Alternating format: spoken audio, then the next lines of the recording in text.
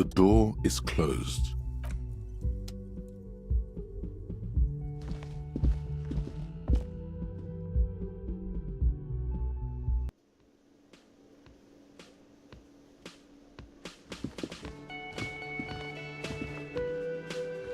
Yes? Excuse me? You have a... A moment passes. The lieutenant glances.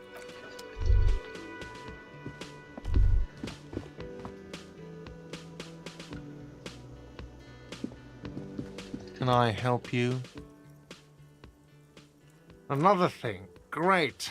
I love those. What are you, a cook now? That's none of your business. No, you don't. Fucker. Lay off the swear words. They don't make you cool. This isn't kindergarten. Besides, the RCM doesn't do search warrants. I know the law. You'll just have to wait for the kitchen to open. If you have to get in there, which you don't. You do realize you can just go into the kitchen at 1300 hours. No need for superstar charm or Sambo-style antics here. Sambo is an acronym for Samoan boxing. Graceful martial arts stuff. Sambo style implies stealth, cleverness, and... Yes, and the phone company is taking its sweet time sending someone to fix it. Losers. It's not strange, it's inconvenient. Who told you that?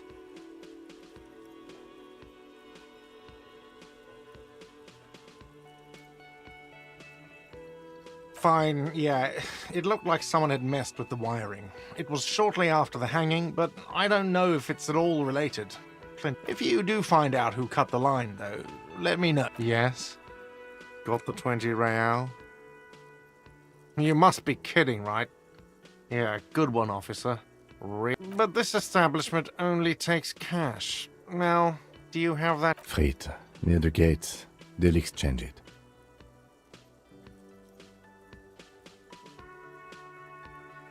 Good. You got the room for the night, but remember... Oh, hello, dear. There you are again. There's really no point in manipulating anyone. She'd be only too pleased to tell you about her work. Go on and ask. Oh, I'd be delighted. Truth be told, I could really use the company too. One cryptid, not a couple. One. This won't turn into some kind of cryptid extravaganza. He nods and assumes a waiting posture. Cryptids, cryptids. Let's hear about all the interesting cryptids. Ooh, tough choice there.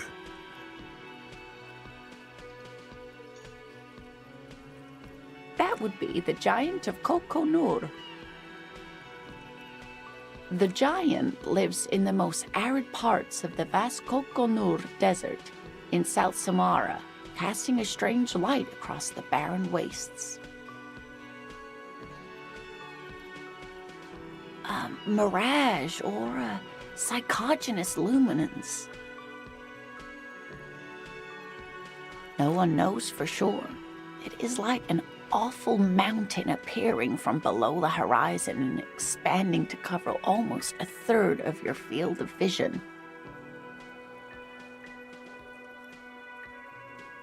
The towering luminosity of Kokonur is a bad omen in local folklore. Some say it's a fata morgana, others, fate unimaginable.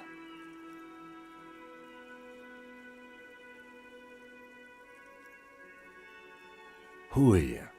No animal can be that large. It's a mirage. That's what makes it so peculiar. A species surviving at the very limits of scientific law.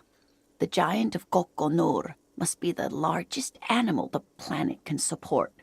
There are limits, you see, to how large a metabolism an ecosystem can beget. Some say a gravity anomaly below the Kokonur Desert might allow the creature to grow to these gargantuan sizes. Great. This is great shit. You need more. Gravity anomaly? Digging it. Digging this parascientific stuff right here.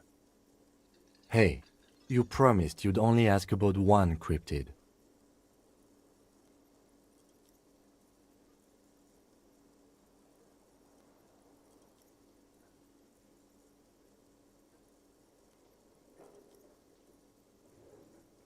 He nods approvingly.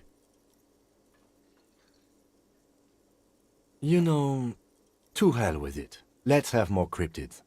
Of course, officers. Is there... Hey, you promised... The lieutenant pauses, thoughtfully. Something in him breaks. Ah, fuck it. Let's have more cryptids. Well, the smallest cryptid is the Cryobacter catlensis, a unicellular bacterium.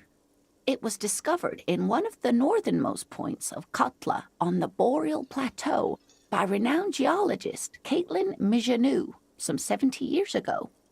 The bacterial colony Mijanou found had remained alive while frozen in ice for longer than anyone could reliably estimate, certainly from before recorded history. Mijanou disappeared shortly after injecting herself with the bacteria she had brought back to study, no doubt in hopes of prolonging her own life.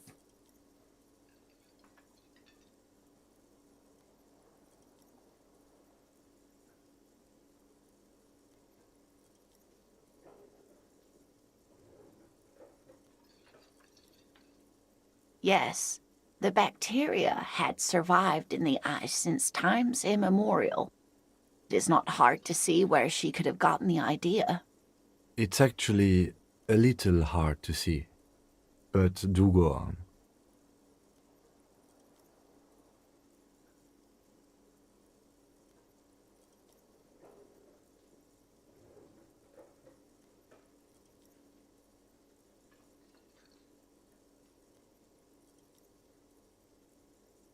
Wild, yes. Impossible? No. Although, everything has a price, sweetie. After Mijanou treated herself with the bacteria, she stopped aging, but also became increasingly eccentric and irascible, so that even her oldest friends were forced to pull away. We can assume that she has been living somewhere in the wilderness for decades now, all alone except for the Cryobacter catlensis coursing through her bloodstream.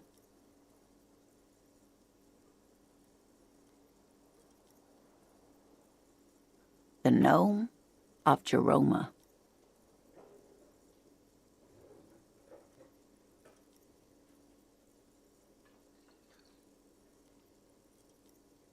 Oh, it is.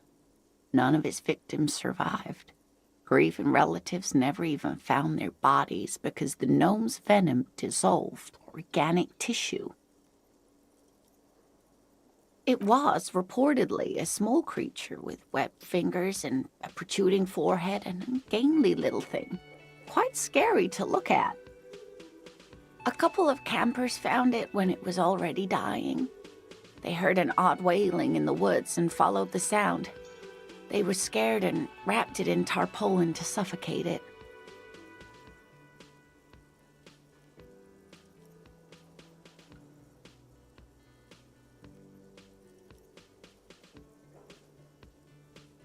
It still took the gnome of Jeroma an entire day to die. If the body of the creature was found, why aren't there detailed illustrations of it in science textbooks, confirming the existence of this very little species? Alas, the first scientist who got his hands on the creature's corpse put it in a jar of formaldehyde, thinking that would detoxify the gnome's venom. Instead, all the venom leaked out of the creature's teeth and into the surrounding liquid, dissolving the creature itself. A poetic end, perhaps, but a real loss for science. Alas, always alas, and then it was gone.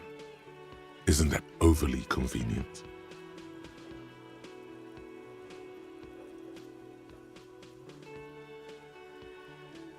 I understand your skepticism, but that's what happens with things that are rare and stand out. Their disappearance is most memorable, and they are least likely to be found again.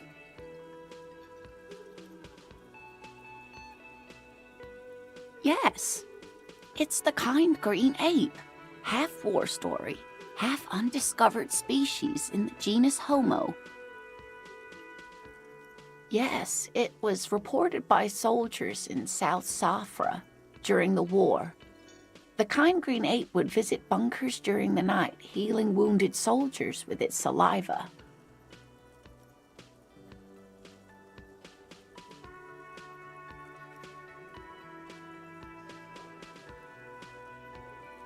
Yes, it has amazing healing qualities. Some soldiers reported growing back limbs, regaining their sight. Indeed, there is. It's our closest relative among the cryptids. Same taxonomic family, different genus. Which is to say, the kind green ape is a species with which we share a common ancestor and that evolved parallel to our own, just like your partners.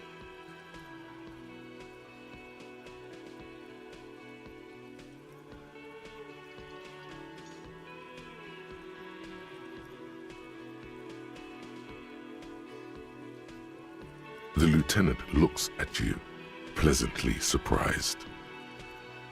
Oh, no, I didn't mean to imply that Saolites are inferior to us in many ways.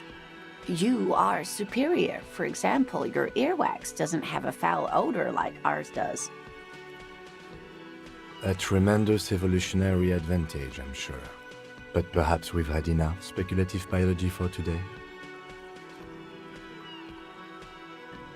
What an interesting question. And the answer is yes, there are. Of course. All fairy tales have someone or something invisible in them.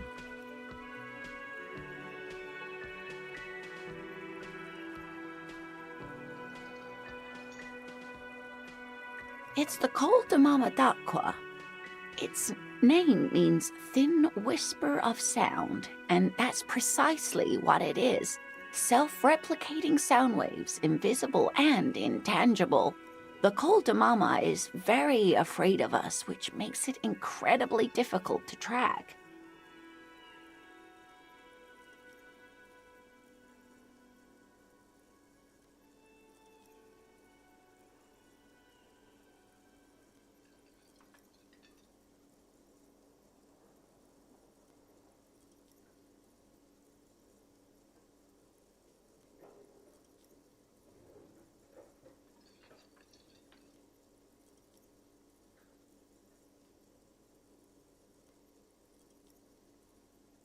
Plenty.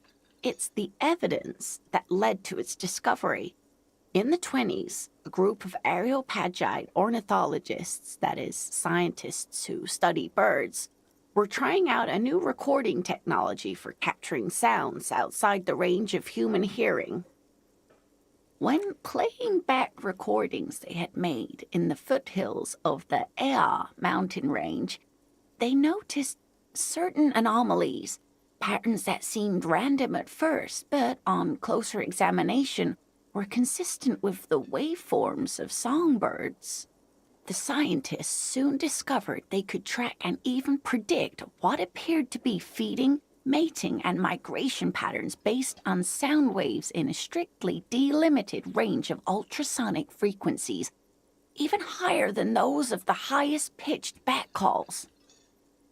She transforms, when speaking about these strange animals, into a confident woman. They realized that they had discovered a new species and called it the Col de Mama d'Aqua, after the Paracanassian name for the voice of God, which is said to be very silent.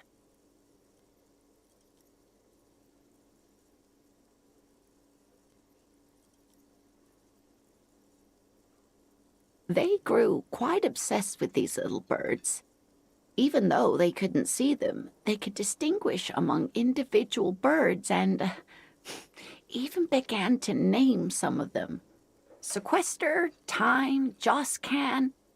Those are but some of the Mamadakwa they followed individually.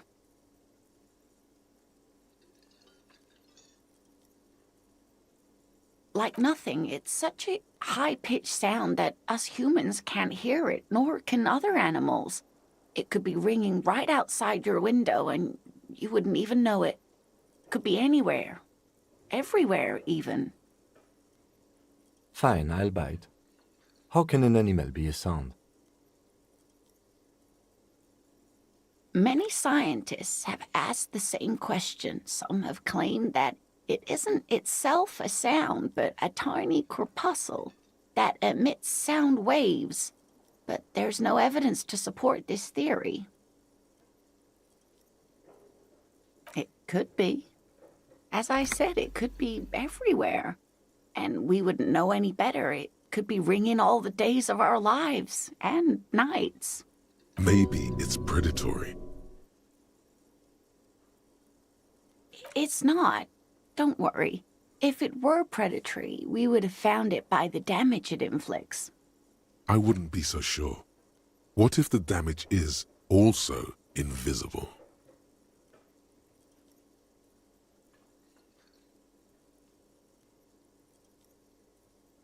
That is a sad story. A group of university students assisting with the field work in their enthusiasm for the project, and no doubt because they were preoccupied with impressing their professors, nearly drove it to extinction. They tried to communicate with it and had no other means but sound. So they started sending out sound waves at frequencies they thought might match the Mamadakwas. And what happens when a sound wave meets another sound wave of the same frequency, dear? This lady really should be a teacher. She's really good at the explaining things thing. Exactly. And these tests were performed so recklessly that when they happened upon the right frequency, well, they wiped out most of the population.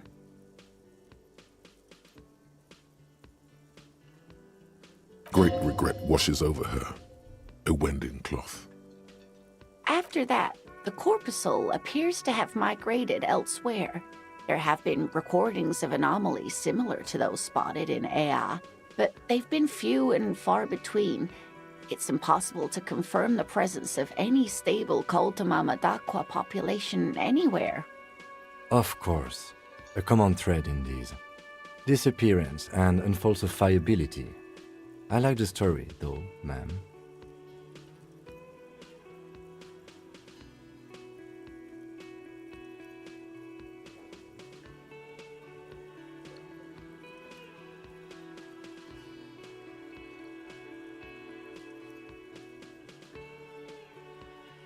I'm glad you did, dear. What about what? I'm glad you like them, but I'm not really one to tell you about all of them. You should ask my husband if you get the chance. He's the real expert.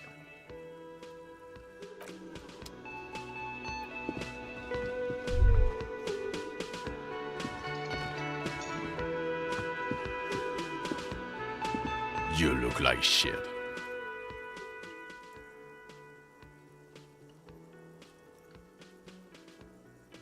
And I don't mean that as a metaphor.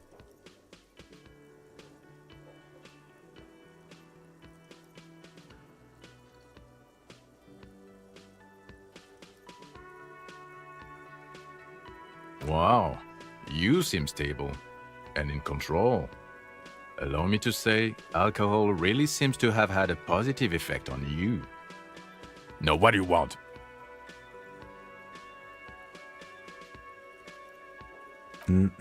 I'm not getting involved in this. It's not my style, he thinks, glancing at the man in sunglasses and the woman beside him. Oh boy, they're mad at him. No wonder. He just doesn't recognize them.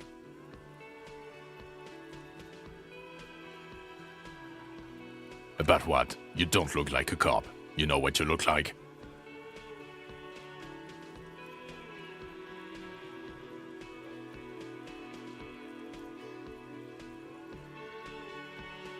I don't know. A sad stack of shit next to someone far more proficient? No.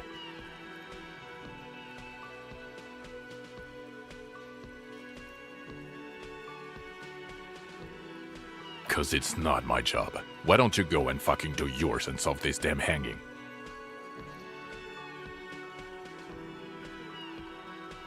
Actually, I don't want to hear you say things. Come on, Jean.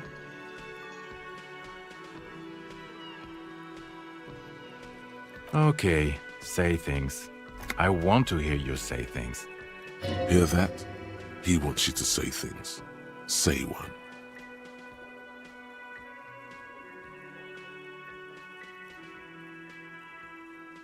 You think he was hanged as a cover-up? To hide the shooting?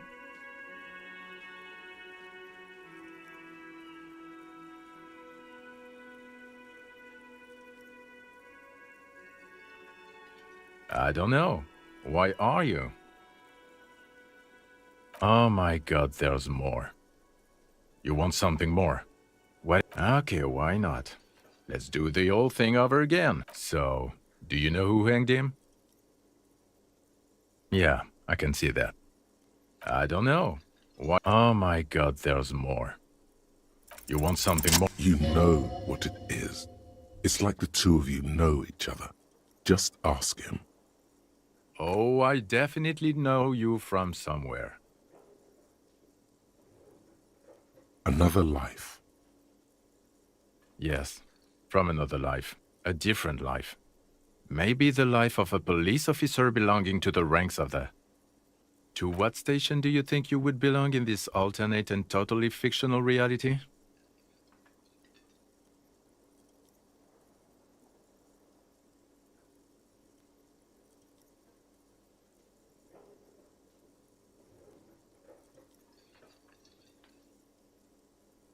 I think even in this fictional reality, the 57th would still be my station. My condolences.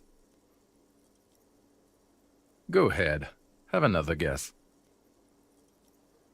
Stupid is a gross understatement.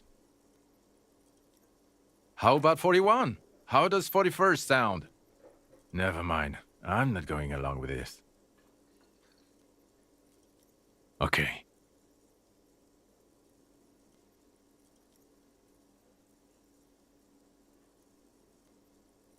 Let's be crazy. Let's say you and I are partners. How's that for a thought experiment?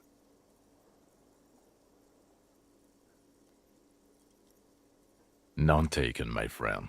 None taken. Let's be honest. There's been some purely fictional talk in our imaginary station in regards of who'd even be worthy of your partnership. And the conclusion is that a man with your caliber should form his own one-man policing unit.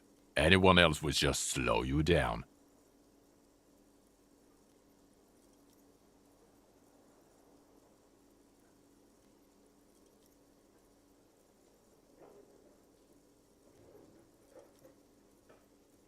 Oh, no. You see, I enjoy watching other, better cops solve crimes.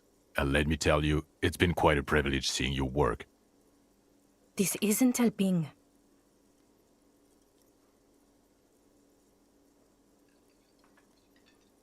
You're not going to believe this, but... police officers. Yes, sir. Solving crimes, locking up bad guys, and get this, and not getting that drink on at 2 o'clock. Just some regular boring motherfuckers in suits and uniforms. Nothing spectacularly extravagant like you, the far-out son of Lang. Oh, it's you eccentric genius. I mean, with your unorthodox approach to police work, it has to be you. Not even a little bit. It's an urban myth about an officer who is so far undercover he can't remember who he is. As I said, just an urban myth. You are not the son of Lang. He's trying to protect you from further rough handling, dished out by this sunglassed man. Okay, yes, you get the joke. Leave it at that. Neither can I, partner. Neither can I. It's a mere second, but it feels like you saw something. A gram of compassion in that sadness. Watch out for yourself, loser. That voice, so very familiar. Did you hear it when calling to your station and reporting your badge missing? Oh, really? I wonder where. That's the where you remember me from?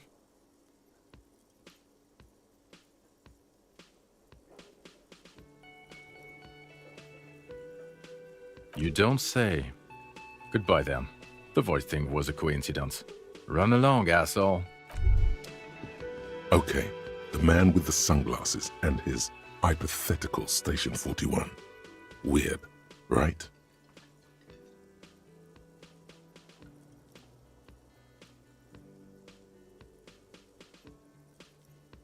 There's something missing here. Something you can't put our finger on. You know what? Just ask him. I know it sounds crazy, and you'll probably get laughed at, but still. Yes, just cross it off the list. It's probably not true, though. Again? I can't believe this shit. I'm going to say no, just to see what you'll say to that. What'd you say?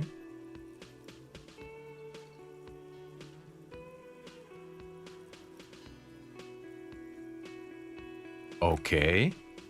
Jean, he said okay. Give it a rest. Okay, I was clearly wrong. He is a firefighter, male nurse, animal control agent, something of that kind. Not a cop. Go on with your cop work. The woman in an RCM patrol officer's uniform winces as she notices you. I would really prefer not to talk to you right now. A patrol officer is the lowest rank in the RCM, below lieutenant and sergeant.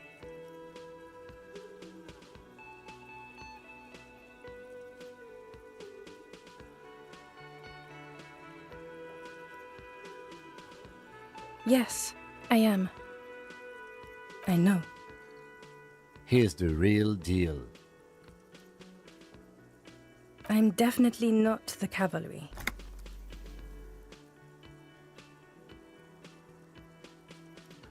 I don't know. I mean, why would I want to talk to you? No, you haven't wronged me. It's okay. Okay, fine. Let's talk. What did you want? God damn it, you leave her alone. Keep your weird bullshit to yourself and be professional for once, for fuck's sake. Can I actually help you with something? Yes, of course. Preposterous. I mean, you would remember if they were, right? Who forgets their squad mates? That's not possible. Of course I'm with him. Why do you ask? You're an asshole. You know what? Maybe we're both assholes. Please, let's not turn this into another exchange, okay?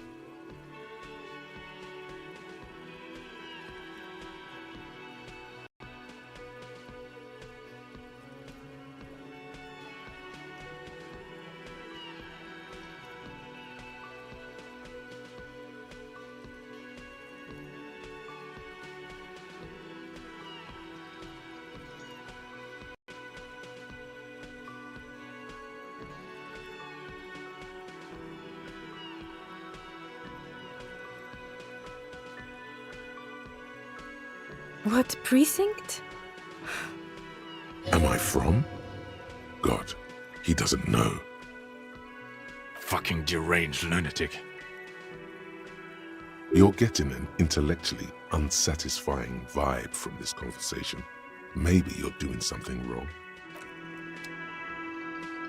Yes?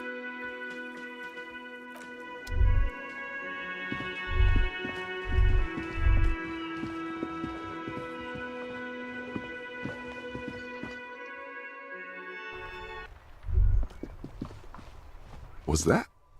Could it be the Col de Mama Dakwa? No, it's probably just your imagination ringing in your ear. There seems to be an extremely high-pitched ring. Ultrasonic. Lena said it was very high-pitched, right? It's like something tickles your ear. Lena also said that it couldn't be heard by any other animal, including humans. What you're hearing must just be a regular bird. Honestly, your ear isn't hearing a whole lot. The distant hum of the industrial harbor, the traffic. But, admittedly, there is a high-pitched noise somewhere there too. But then, isn't there always? There it is again. You're about to rediscover a long-lost species. It must be very close. Maybe, just maybe, it will come toward you.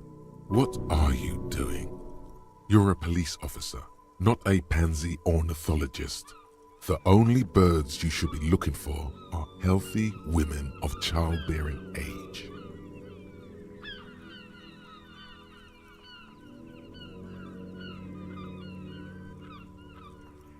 Oh no, the sound. It's moving away, somewhere over there. Go after it. No, too late. It's gone. There is no ringing anymore, just the sound of the streets. So it does. It's gone. All that's left for you is the disco.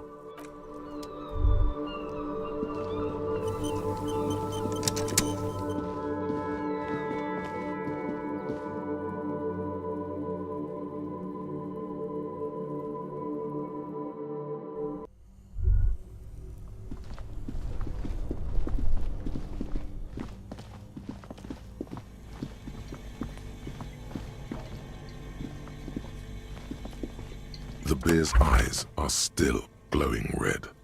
It's guarding over the freezing corpse hidden inside its belly.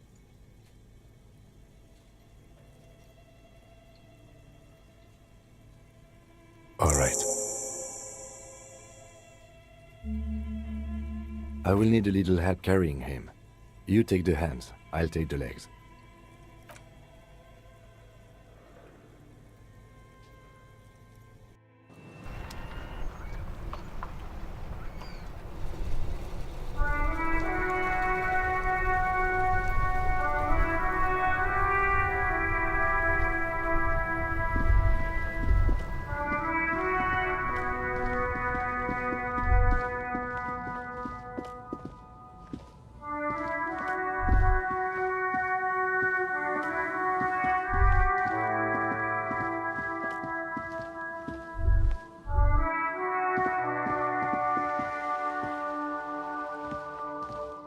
A rusting control panel with loose wires dangling out from the hole where an indicator light used to be, and a mechanical lever sitting in the middle. You grab the handle and pull the lever up. As soon as the metal connects against the contact pins, you hear a loud clunk. Then, the water lock starts moving.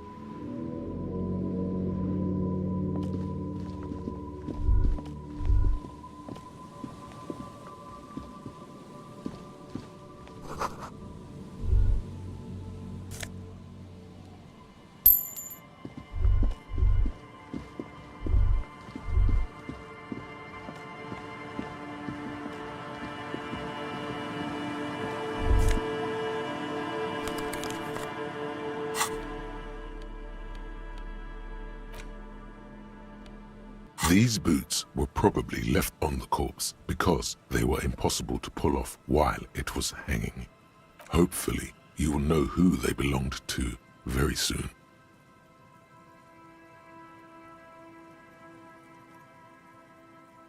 The size seems about right. Once you get the foul-smelling flesh gunk out, You've seen too much to be that naive.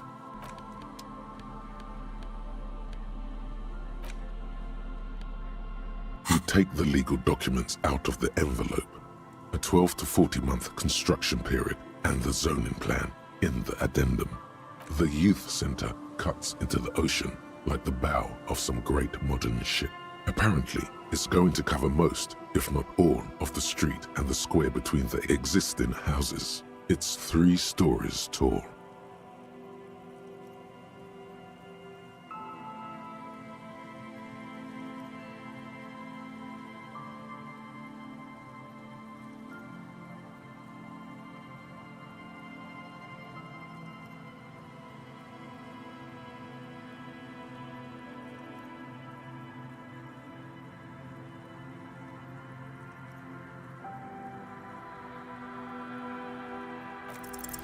There doesn't seem to be anything of interest here. No fine print. You're smart. You can read.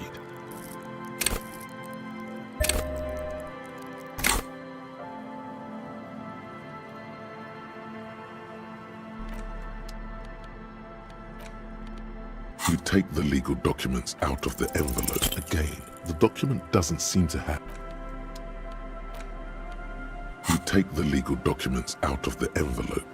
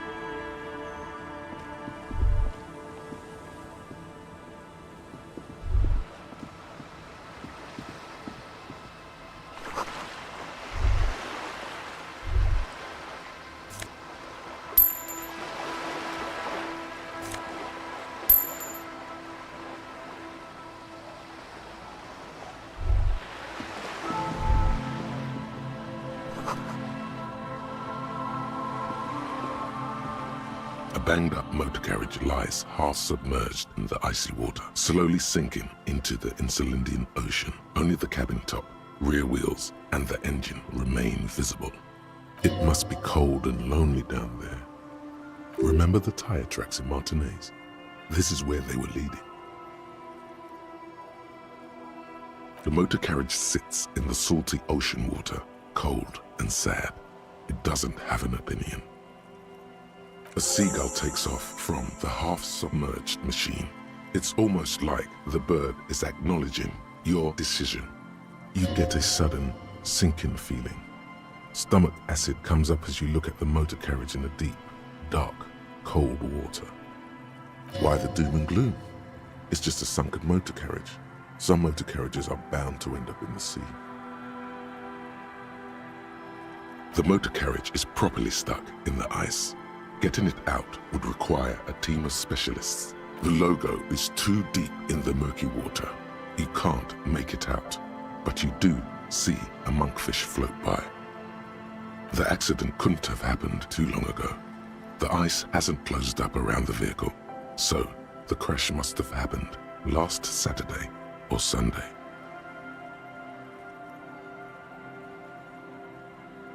Your mocking tone finds no response, but the motion of the waves.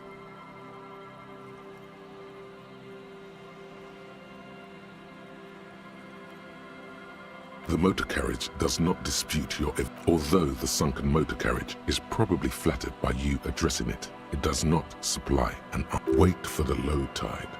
Then you should be able to access the cabin.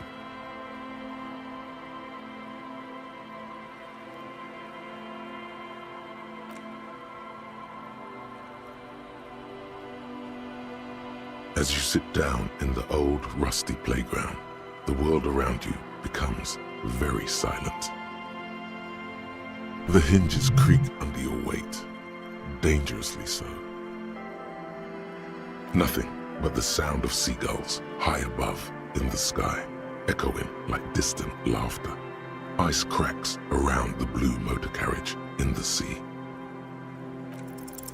Spit flies from your mouth to your moustache, your chest, the ground before you.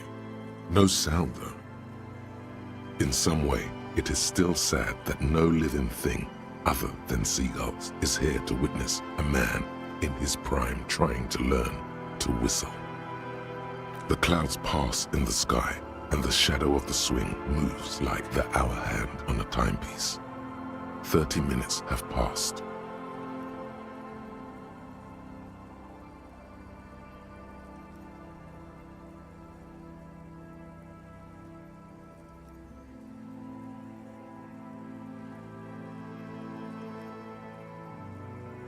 Looks like this might take a while. Time to present a good topic for discussion. Dreaming, drinking, fucking, fighting, trying to improve their lives, wishing for a better tomorrow.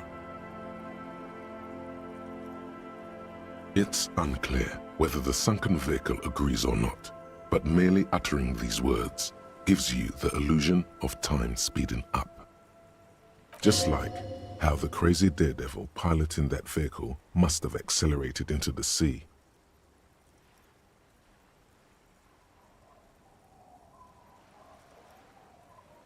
Clouds on the horizon grow darker and the shadow of the swing set keeps climbing.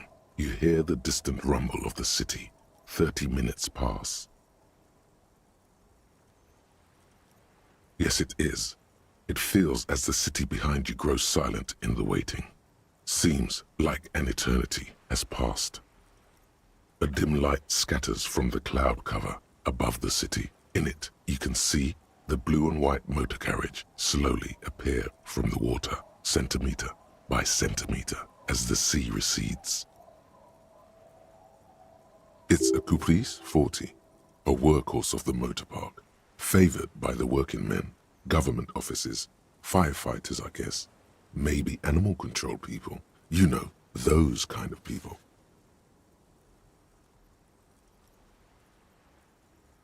Yes, Harry, it's the number 41, the number of our precinct.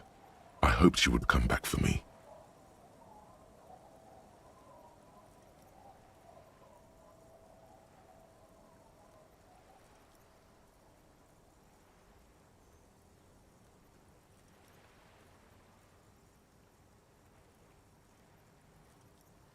I'm so sorry, Harry.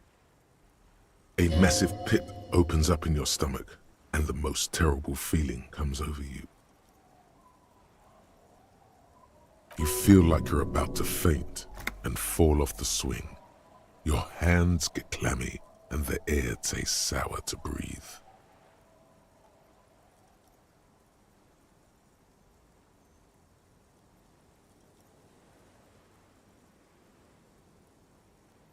Oh God, Harry. Oh God, Harry. What did you do?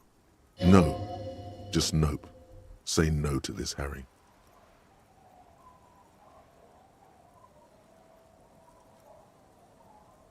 Yes, Harry, you did.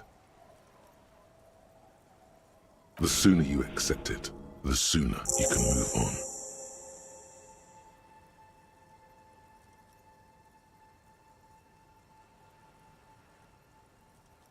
Keep moving.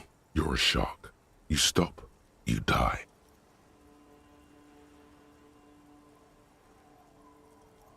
After losing every single thing you were entrusted with, I wouldn't hold my breath. We don't. You were not. No, you can't.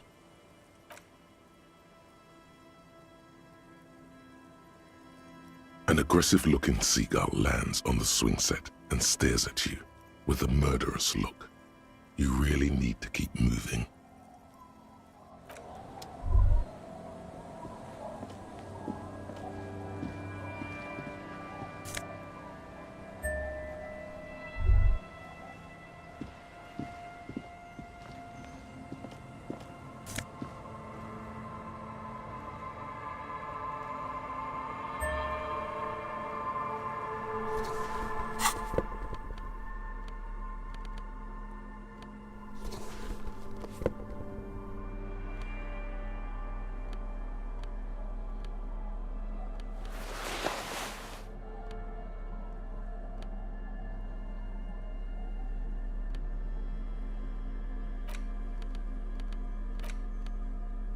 A police badge on which you see the photo of a man. Some seaweed is stuck to the back. The man in the photo looks at you solemnly. Encased between two durable plastic sheets is a bluish card with lines of information and a watermark in the shape of the street grid of Revachol West. You see a photo, a name, a rank, a document number, the date of issue, and in the lower right corner, your precinct.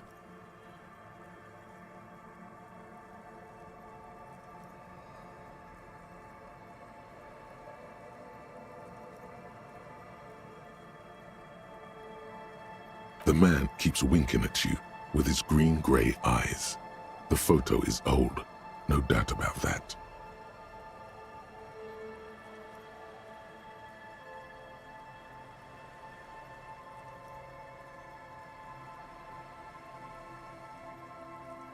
But the badge is new. You used an old photo for a new badge. Good choice. A newer photo would look different. 8, maybe 10 years. The guy in the picture is rather good looking. He's got a nice haircut and is distinctly lacking in massive sideburns. What do you think? His face is already contorted by the expression, although it looks less grotesque on him than it does on you now. It looks better on him because he isn't in as much pain while producing it as you are now. Although there's already a hint of that pain, certainly. Don't be fooled. The bad times have already begun. Wake up the past and tell it to stay away. The bad times are here to stay. The badge in your hand shines as you rotate it, catching light. You see lines of information on it, and a shining watermark. This document confirms it. Harrier Dubois, i.e., Harry is really your name. That's what it says on the badge. No more information is provided. You should look at the badge when Lieutenant Kitsuragi is around. He could help you make sense of all this. The badge in your hand shines as you rotate it, catching light. You see lines of information on it, and a shining watermark. Revachol, Jamrock, Precinct 41.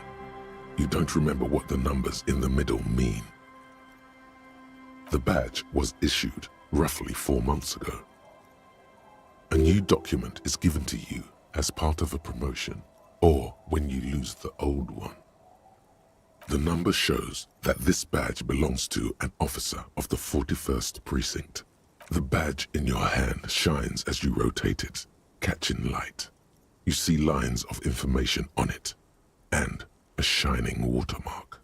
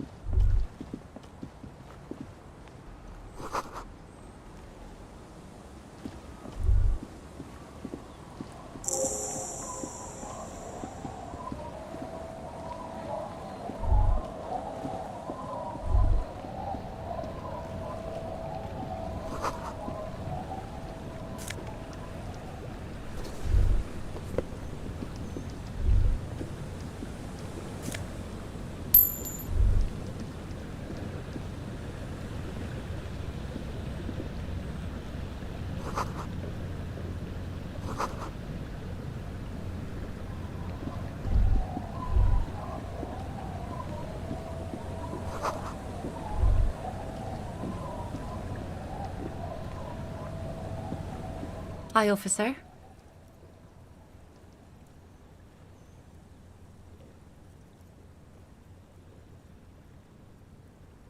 Anything I can help you with?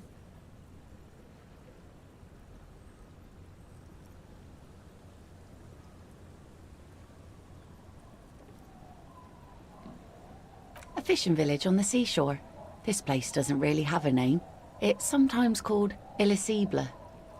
The sign on the street leading here is illegible. Has been since they built this place.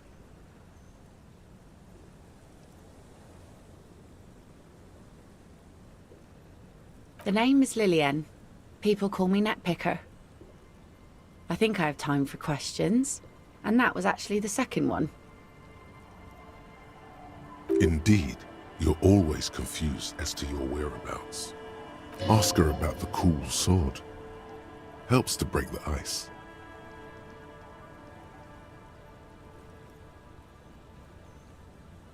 Like I said, fish mostly. Sail the waves, take care of the kids, pick nets. Right now I'm tarring a little skiff. I sell the fish to people in the Delta to serve at their fancy restaurants. Authentic Insular Indian cuisine.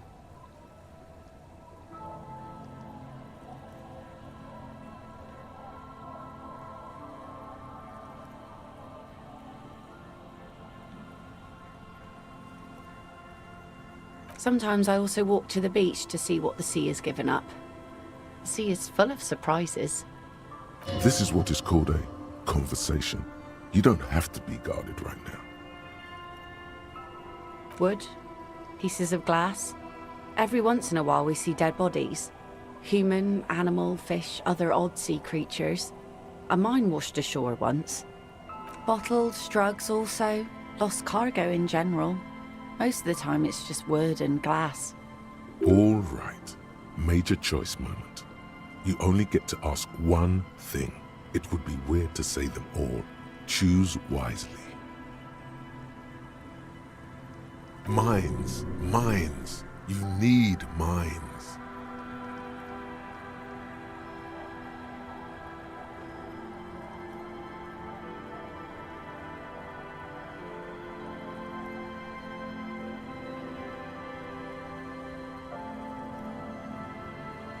Well, you're barking under the wrong tree then, officer. I have no interest in floaters. Seen enough of them in my life already. Very unattractive bunch. Let's see. Who are you looking for? I don't think I know what these are. Care to elaborate?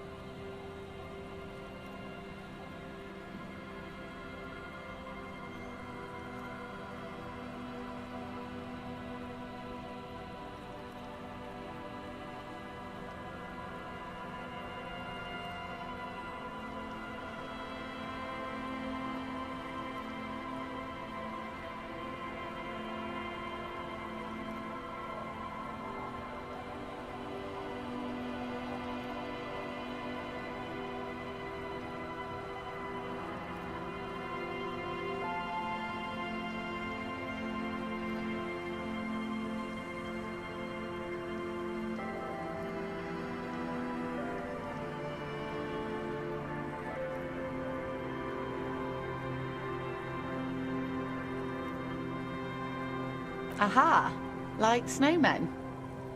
Two odd guys have been wandering around here, nose in sand, talking nonsense about snowmen and the like. Right. Not only snowmen, also green men, monkey men burning rhinos. You get the picture.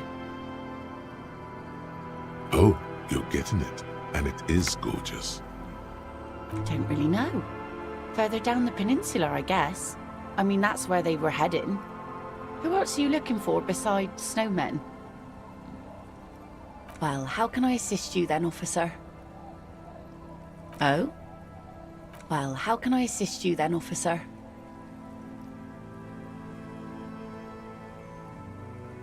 Unfortunately, the factory sold this one with a 3-year warranty instead of a story.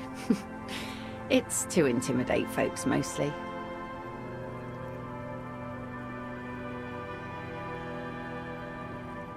Not really. I know some basic moves, and I know it sure as hell beats a knife when you're in a tough spot.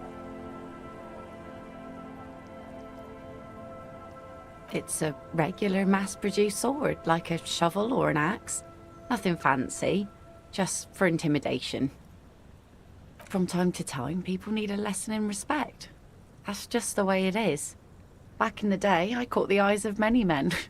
And believe me, men need a lesson in manners from time to time.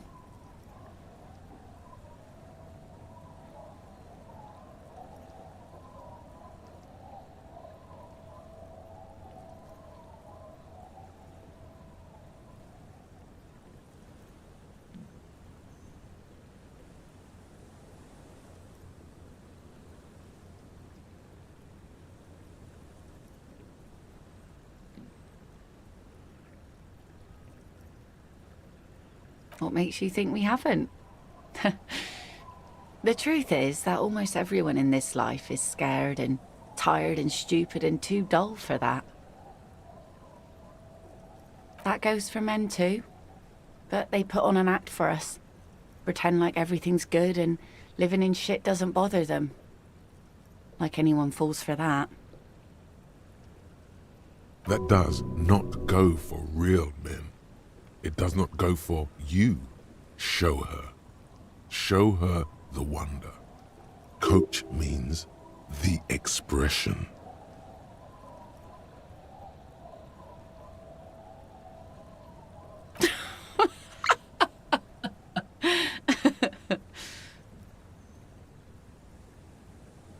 Not bad.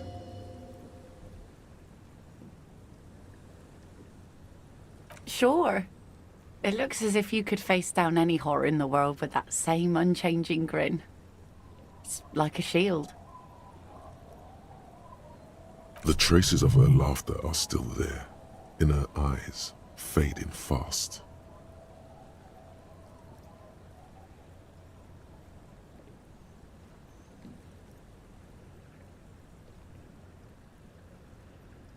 Some went to patch their wounds, their lesson learned. Others were more thick-headed. And one of them, I ended up marrying.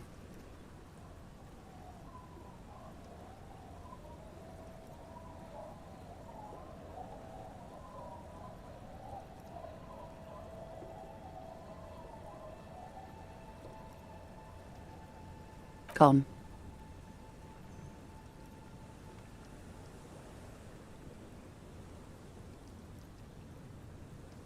To the waves. The sea took him. It was a long time ago.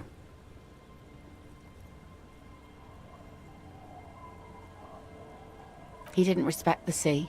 Went out there, drunk like a skunk, and sure enough, one day the boat was found floating empty. The bloated corpse turned up 2 weeks later. Now, before you tell me how sorry you are for my loss, know that it was 4 years ago, and I've moved on.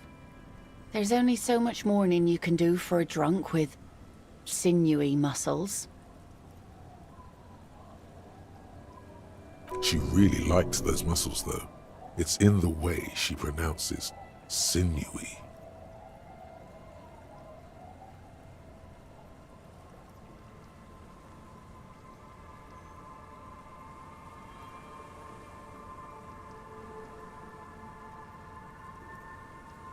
Us working folk don't have the luxury to be bedsick with melancholy.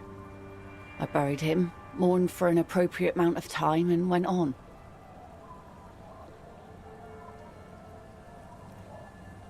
Life didn't really change that much for me and the kids. This is neither a touchy nor a very interesting topic for her. She looks like she's ready to go on a date with another, better, drunk. Ask her. Both of you could need some action. Do it! Hit on the widow! It's the right thing to do!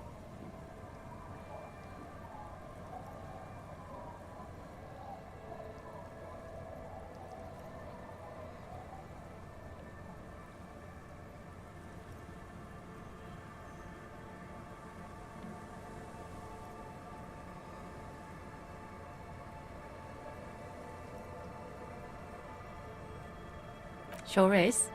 The sun, I call her, coated with a fresh layer of tar just yesterday.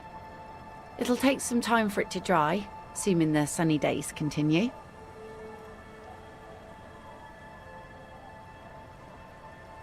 Aye. Sunny days. You got a problem with that? Sure it is. It would be bad news for the skiff if it weren't. Bad news for the nets. Bad news for the kids. There's a moment's silence. She looks at the slushy snow melt on the yellow belly of the boat.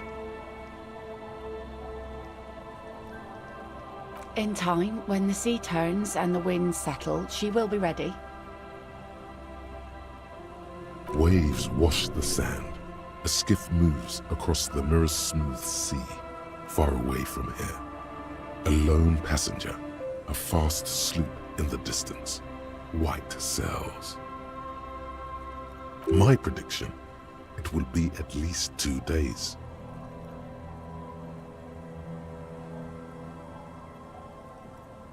For you?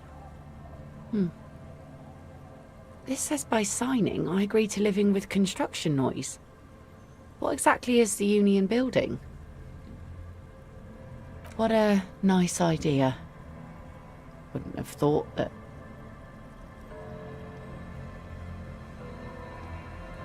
that Evrart and the union have nice plans for anything. I thought they only cared about themselves.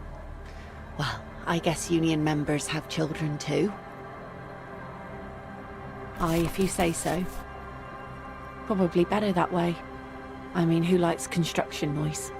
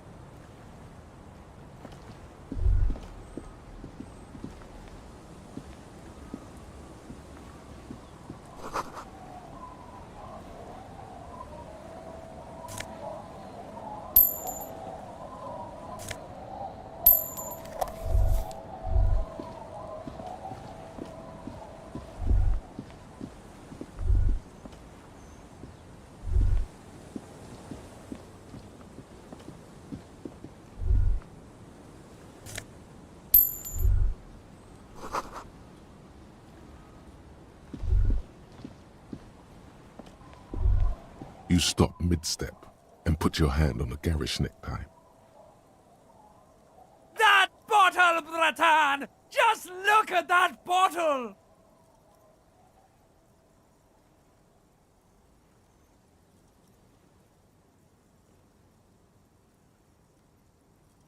In this drunk's hand, on the pipe there, glowing blue, a mysterious, otherworldly blue, filled to the brim with holy mysteries.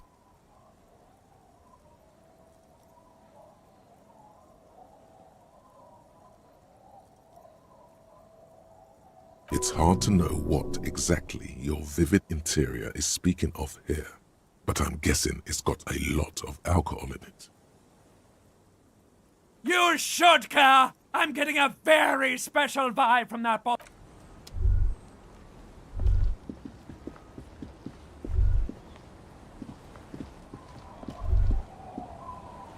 A drop in temperature, an easy flow there, an empty street, before you, a thoroughfare unjammed with lorries. No more drivers smoking on hitch steps, just silence.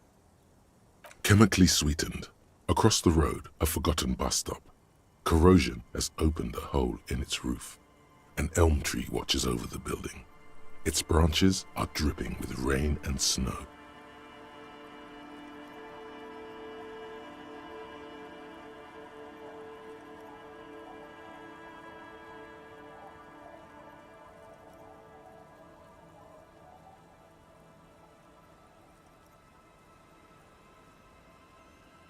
The road is smooth and motley, craters filled with a black asphalt. The asphalt, first laid, is grey already. A row of tenements are under construction in the distance.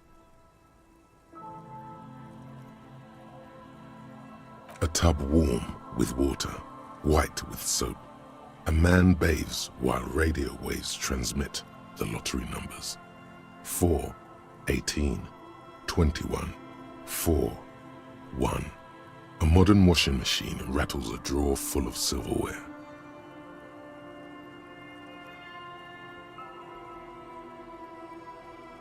His boyfriend is on his way home. He brings tins of meat and vegetables with him. Their pockets are heavier with money, but only slightly. Number 312D. Young girls used to come here huddled up, hoping for more warmth than their thin coats give them. The bus took them to school. It has not run for 8 years. There were not enough girls to sustain its cost. Craters pocked the surface. Children played in them until heavy trucks full of black pitch rolled in. The landowners have filled the craters with money. It is a vital artery of the flow of trade. There's one bump on the road. A dead dog lies flat about 200 paces away, right at the turn. Tragedy comes from the wheels of a fast RCM vehicle, hurrying to work. The cold washes over you. The sound of the sea has grown distant.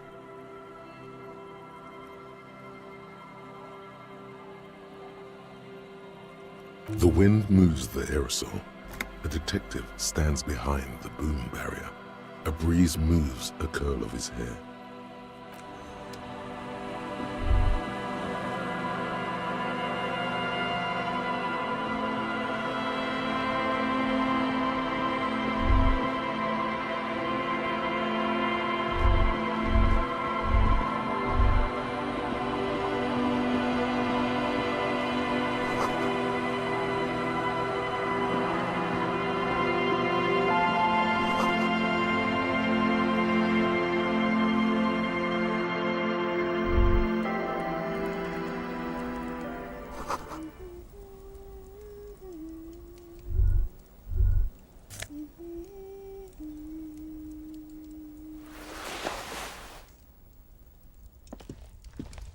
Hello, mister.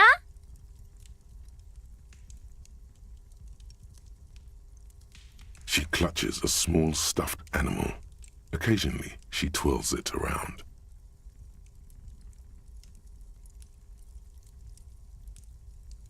Oh, I had gloves. Very big ones. Heavy, too. Found them when Lemmy and I were playing hide and seek. In an empty house. Where no one lives. I think someone hid them there. She doesn't want you to think she stole them. I hid them. The twins were going to take them. They're stupid.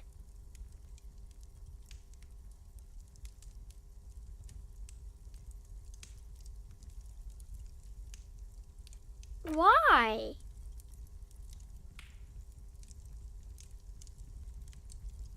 Okay. I hid them inside of my sandcastle. Behind the house. You can take them.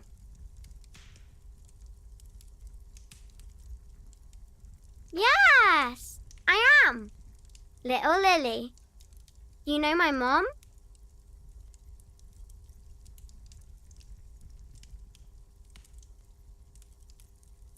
Uh-huh. Mom is great.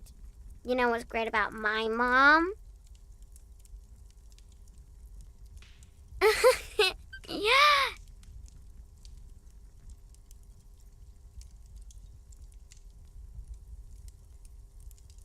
It's a grouse. You might be able to get on Garth's good side if you replace the broken skewer you almost certainly broke.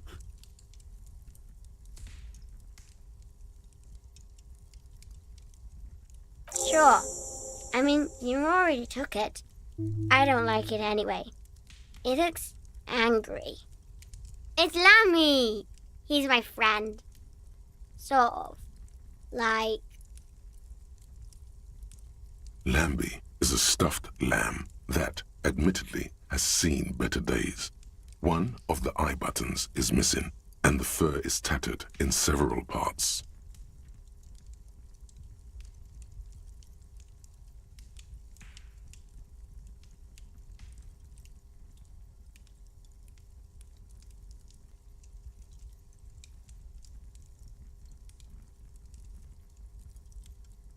Lammy usually doesn't like strangers. But you're also fuzzy, like Lammy. Bye!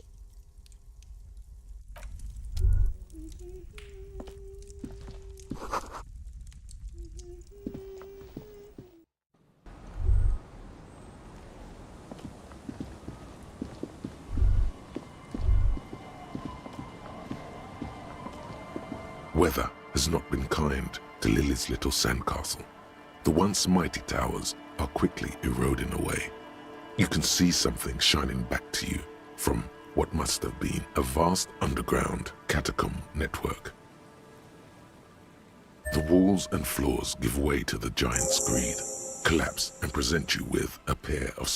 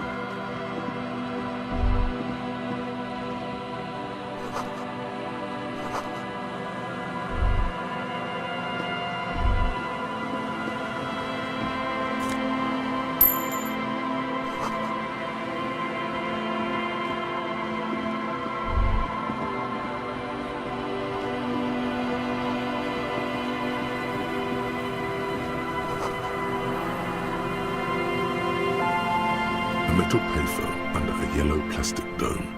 You could use it to call someone, unless you're out of change. You hear the tone. The machine is inoperable. Calling. Still calling. This feels wrong. Should you be doing this? End of tone. Someone picks up. Pierre, is that you, Pierre?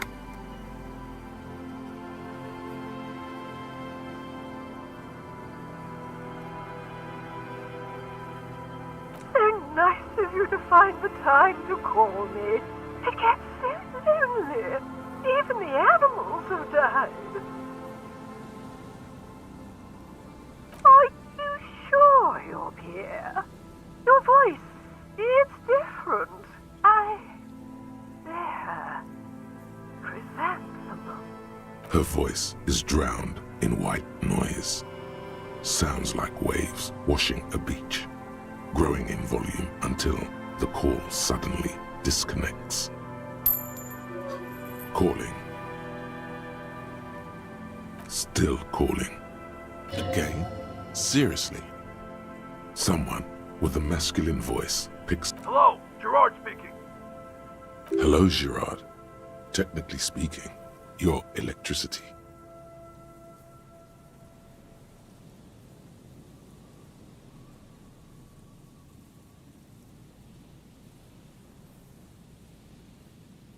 No, but I got a feeling I'll kick your ass is gonna make an appearance if you ever call this... Phone hanging. Disconnect.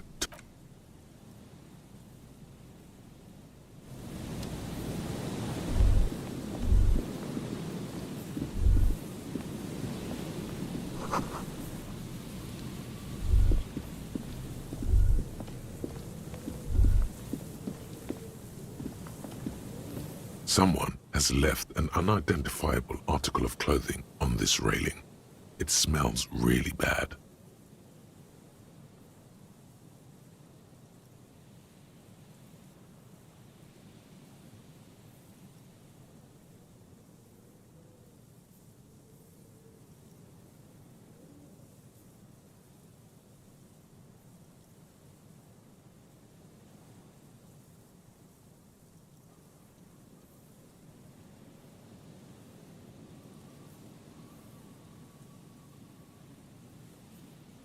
It's streaked with dried seagull shit and tangled with pieces of seaweed.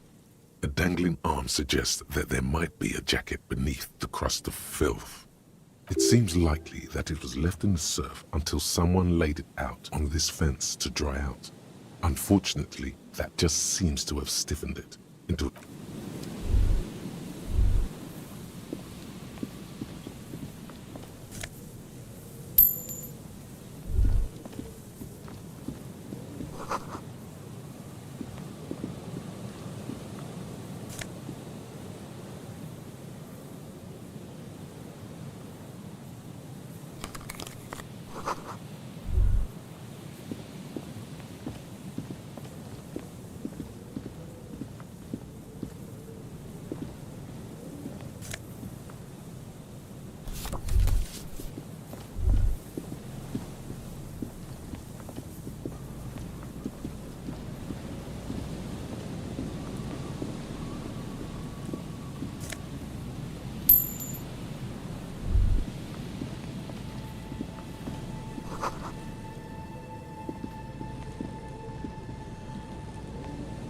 The smell, it's awful and familiar. It doesn't help. You can still smell it. Keep it in now. Don't overreact. Breathe. Don't be naive. Don't you recognize it? That hideous pungency, that faintly cloying sweetness.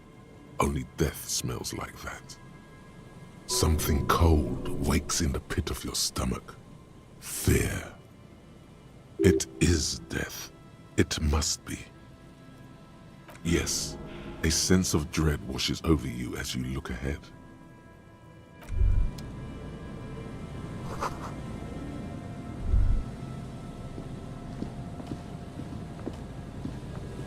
There's some tear, an empty cigarette package, and a crumpled kebab wrapper in the trash bin.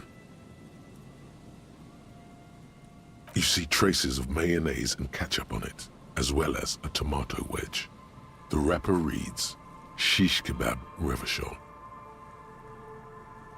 It's no older than a day or two. No mold yet. It's hard to concentrate in the smell. The sea air brings some relief. Whoever tossed it here was a heavy smoker. The brand name reads Red Astra. 2 empty bottles of Tallulah vodka and a can of black potent porter. No, there's more in there. Livis strawberry liquor, plus some Pilsner bottles too. Better not pick them up. They seem unhygienic.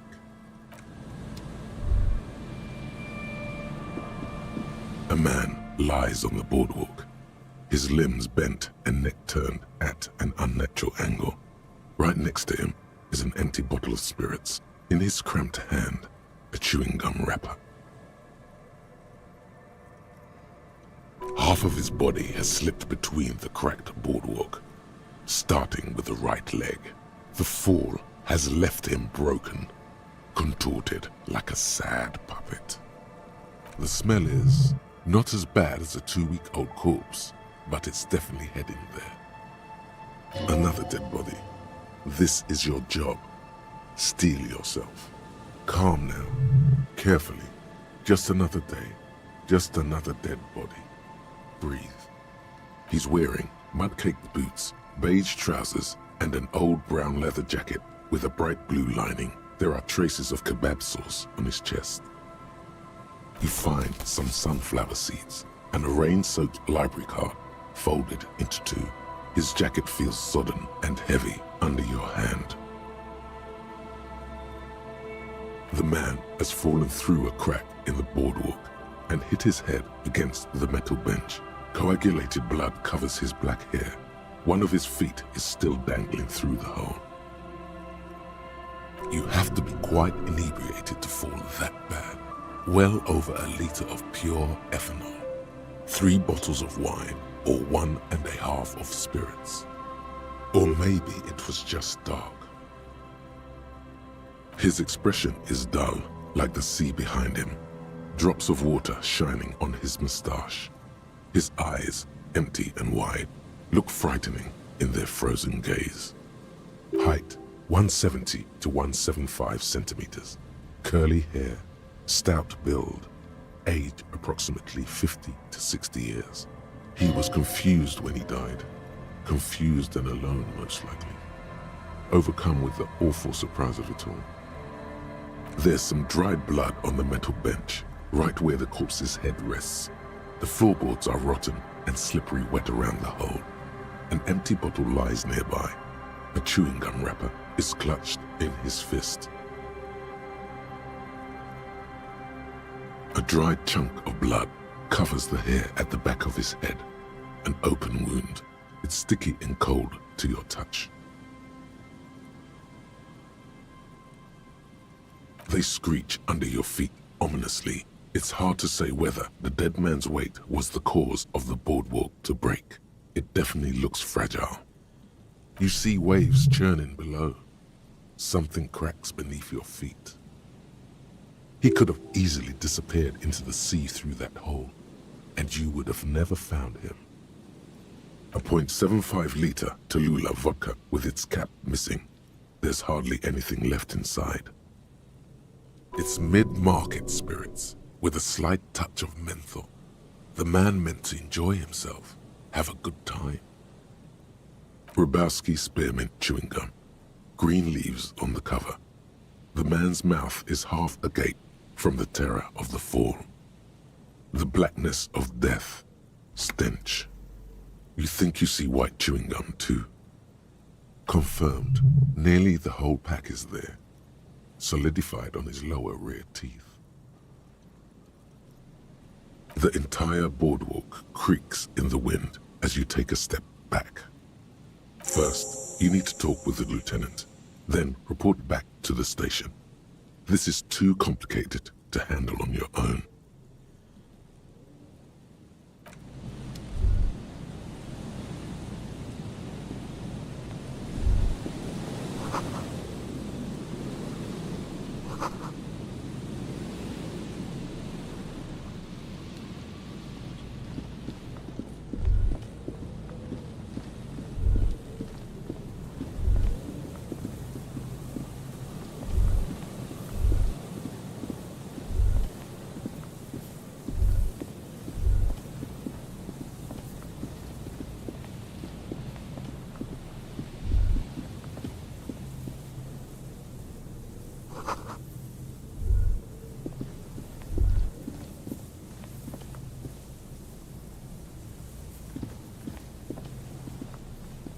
And Mikhail noticed the windows, especially with how there are no windows on the south side.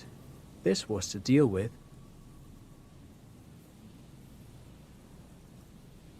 You, officer! Come to investigate the historic subtext of West Martinez? I was just telling my son about this building. Not many people appreciate the historic significance here. Very rich in hypertext.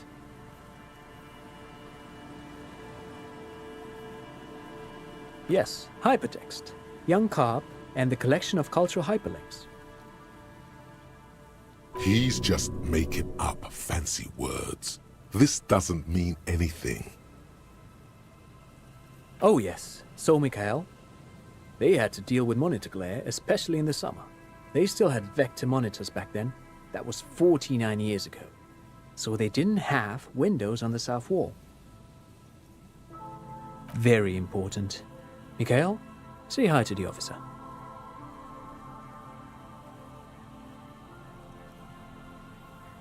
Mikhail's a little tired today. We spent all night trying to run Orbis on his radio computer. Have you heard of it? It's a programming language used in Grad. Quite tricky, but he wanted to play this Grad-made adventure program. We've been getting really into Worms lately.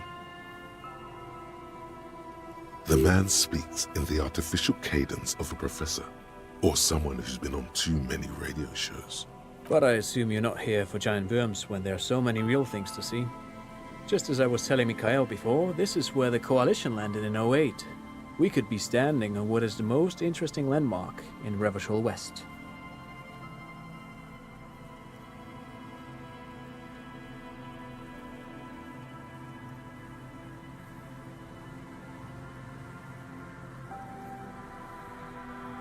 This man is your half-brother. You feel it. But why?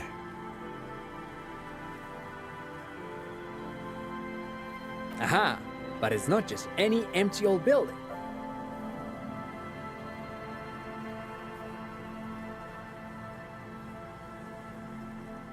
What not a lot of people know is this used to be the R&D department of Felt Electrical. And Felt, which now sells ink cartridges mostly, was once a top dog in the turn-of-the-century cybernetics boom. Hold on. What's R&D?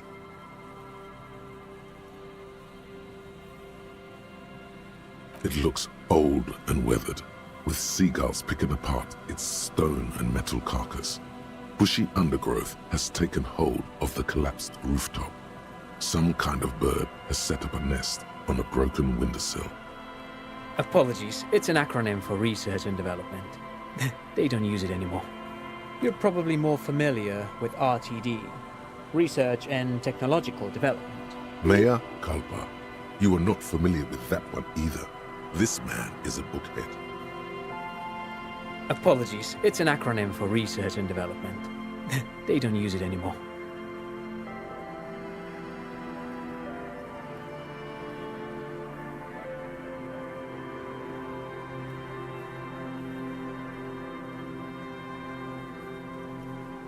You're probably more familiar with RTD, Research and Technological Development. Mea culpa.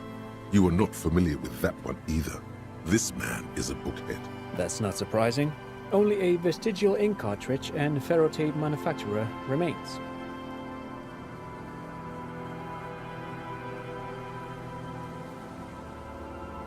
They started out as a midway electronics outfit in Königstein 2 centuries ago. After an aggressive move to Revachol, Feld became a global player in the emerging personal electronics market of the pre-revolutionary era. Still, Tricentennial was beating them in business machines. But Feld had an ace up their sleeve. Or should I say, they were developing an ace up their sleeve? I'm mixing my metaphors here. It was here in Martinez, possibly in this very building, that they developed prototypes for a tape computer. An elegant folding mechanism of rollers and ferrotape ribbons, portable enough to be a take-it-home solution, revolutionizing business machines, possibly even bring them to the average consumer. Which is a feat of engineering even today's giants, Rehm, ICN and ZAM, haven't achieved yet. Indeed. What? The revolution! Unfortunately, Their moonshot project never made it to the market. Feld's move to Revachol backfired. The revolutionary government liquefied their assets and expropriated those very advanced prototypes. Possibly from this very building, or one of the adjacent ruins. All of this was built by Feld, even the boardwalk. Wild Pines built Martinez proper as a resort for their middle management. Feld built this side of town for R&D.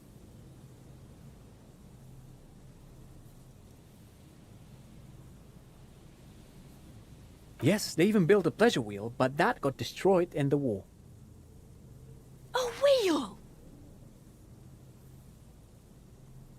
Yes, to lure in their star engineers. This part of Martinez was nothing but reeds before Feld arrived. They had to make the prospect of living here attractive. It was supposed to become a global center for innovation in cybernetics. But history had other plans.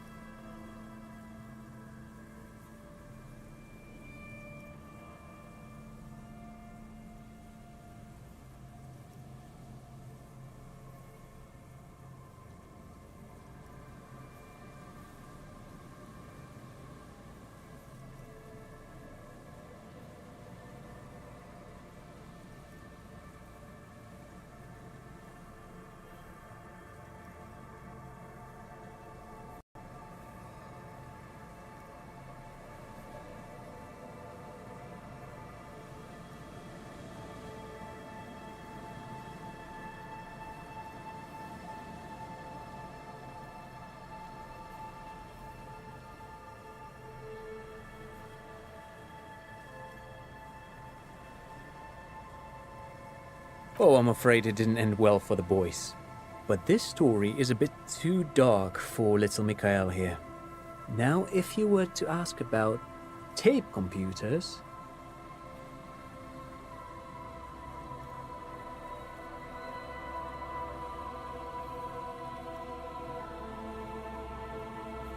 they used them for military communications, but also to write and send out press releases, the most notorious example being Le Décret de Mars.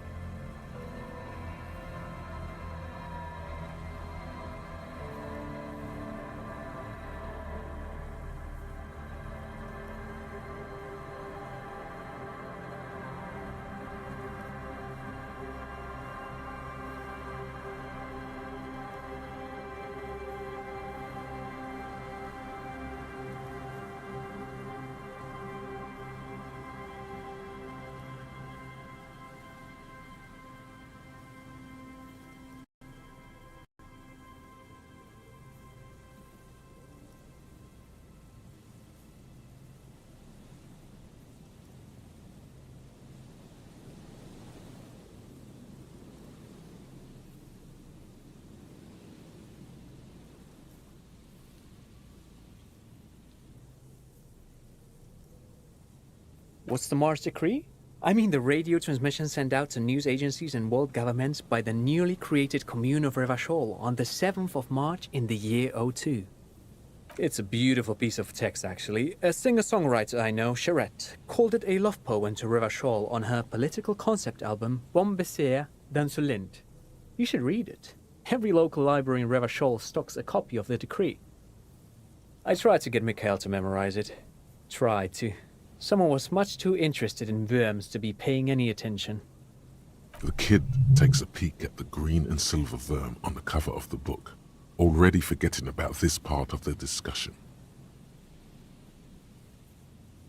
Actually, no one knows. No one even knows what a computer made entirely of tape would look like. But word has it, they were very elegant. 10 years ago, I did a little freelancing, I guess you could say. I was a special consultant for an exhibition at the Womty Domty Dom Center in Vredefort, Oranje. It raised the same questions, and we had lengthy discussions with Paul Ockerman, who was head curator at the time. This was before the twins Keith and Guy Jews joined the team, trying to... He did it. He said, Womty Domty Dom Center, like it's the most natural thing in the world. What the hell is a Womty Domty Dom Center? And who the hell are Keith and Guy Joost? The Womty Domty Dom Center for Contemporary Arts. The exhibition itself drew on Lagerman's notion of memory, and so there were some parallels. That's why the head curator, Paul Ockerman, chose to...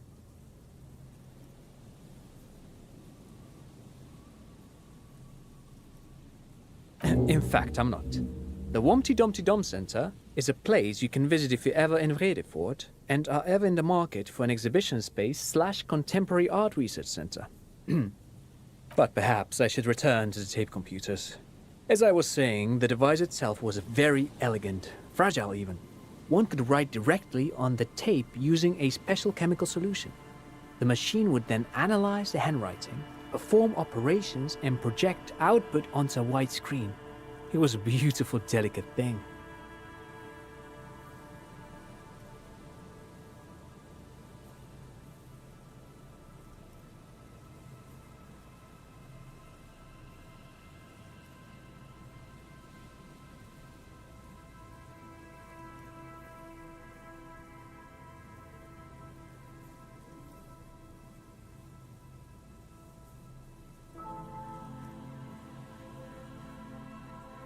made of black film and folding tape structures. I certainly haven't. Though I understand the socio-economic causes of the revolution, it pains me to imagine the revolutionaries setting fire to this precious device. But so they did. The failed playback experiment vanished into the fires of '07. Yes, the official name of the prototype. Some sources report it as the Felt Playback Experience. Who knows? Maybe it was an accident, or maybe they didn't want the technology to end up in the wrong hands. Either way, they're all gone now. All 3 versions of the prototype. Nothing but debris and ashes remain inside that building. But of course, what else? No, thanks to you for having me and little Michaela here to pick your brain. A very interesting conversation indeed.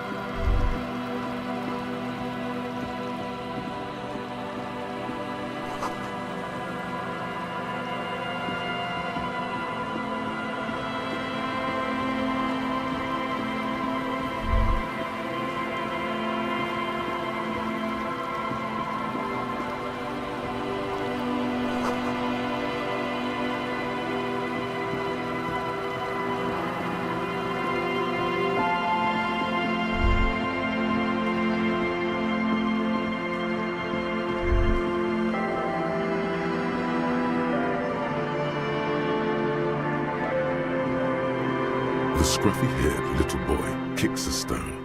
He can't be more than 5 years old.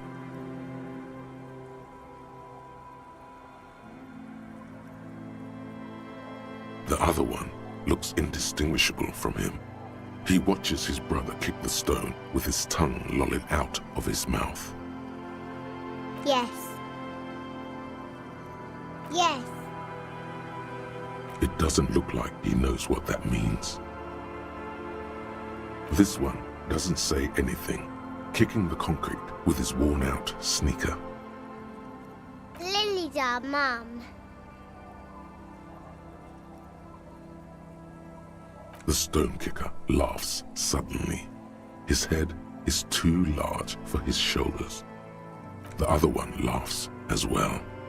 Wow, so intellectually stimulating. The stone kicking isn't even of very high caliber. Anyone can do that. The stone kicking one becomes frantic all of a sudden, as if that's something to be scared of. The obvious fact that you just stated. He looks just like me. The boy doesn't answer. His brother throws another rock. Both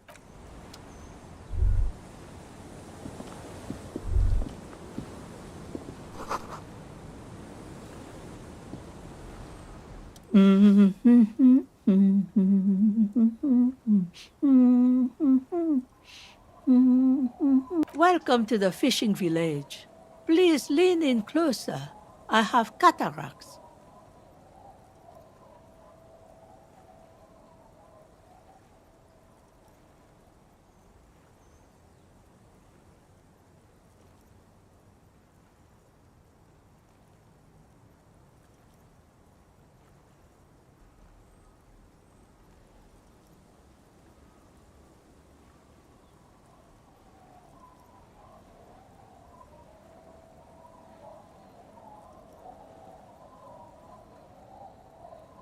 Oh, welcome, police officer.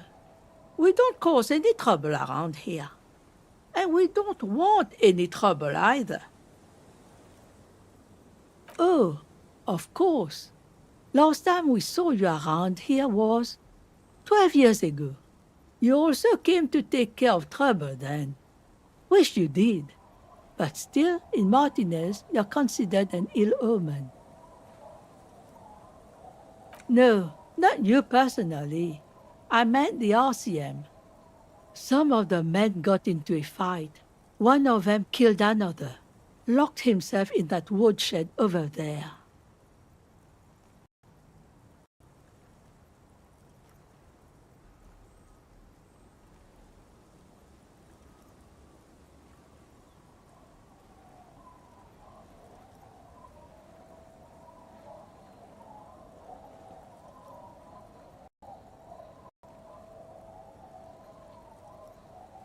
He was brooding, needed some help opening the door. You got it open for him and took him to think about what he'd done in a more secluded place. She says it as if he was on some kind of spiritual retreat. No, not you. He was brooding, needed... She says it as if he was on... Oh, the usual. Dark tidings. Black hound. That's you, all right. A black hound licking your own heels.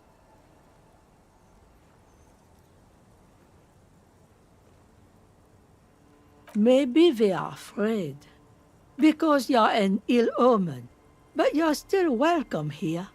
As long as men with guns aren't chasing you. And maybe even then. I'm sorry there's not a lot of room to park the motor carriage. And not a lot of houses. Or a lot of people. My kids are long gone, searching for treasure. So are others.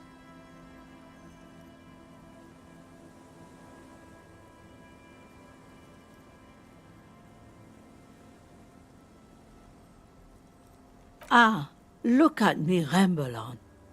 What brings you to us?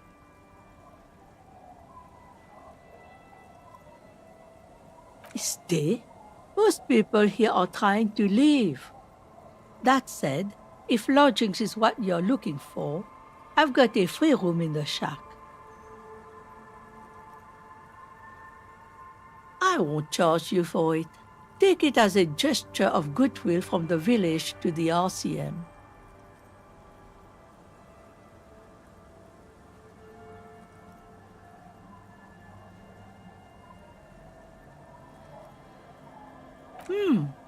That's exactly how they get ya.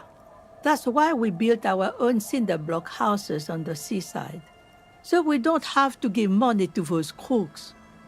We might not look like much, but they are ours.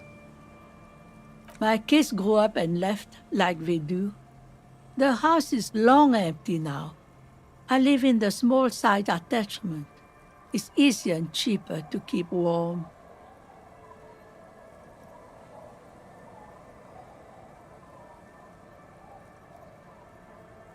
Aye. The room is pretty bare bones, but it's got a bed and roof over it. That's more than some folks have around here.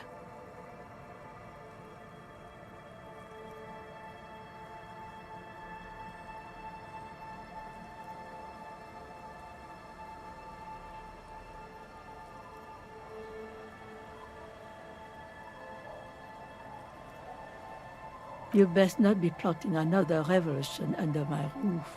We barely got through the last one. But don't make an old woman regret opening her house to the place. Just us. It's barely a village anymore. We almost don't exist.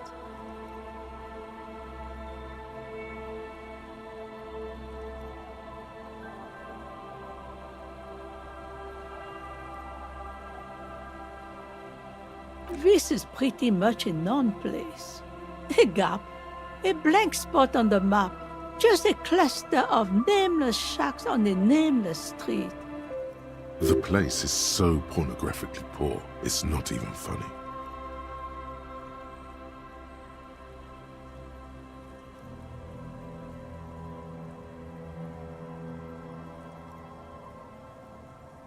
The lack of wealth is the one thing we've got in abundance.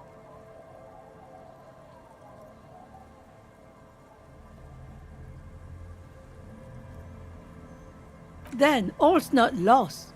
As you can see, even in pornographic poverty, people make do. At least those who remain. There's nobody there. Over there, you can find more of the same. Shacks and trees growing wild. That's the pox.